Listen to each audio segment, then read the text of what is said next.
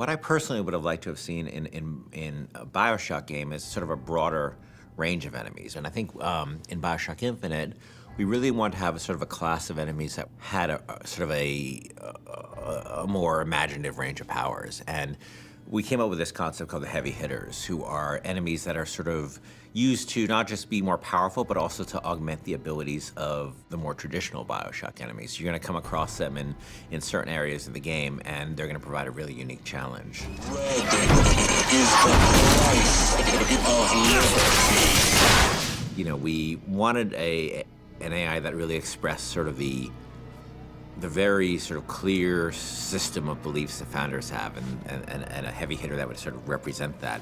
And the Motorized Patriot is sort of the embodiment of that. And they came up with this idea of this creepily motorized, like Hall of Presidents animatronic George Washington. It was specifically the face, specifically this weird, like, porcelain child dolls, you know, poor rendering of George Washington. That kind of clinched it. Everybody saw it and said, okay, we can roll with that. It's one of those rare moments where you kind of all come together and you realize, okay, this is going to work. We're all on the same page here. Let's just move forward with what we got. I could use a turret! Booker, the gear! So the Motorized Patriot, a couple of things make him really special besides the aesthetic of him. One is that he's, unlike most of the enemies, he's completely fearless.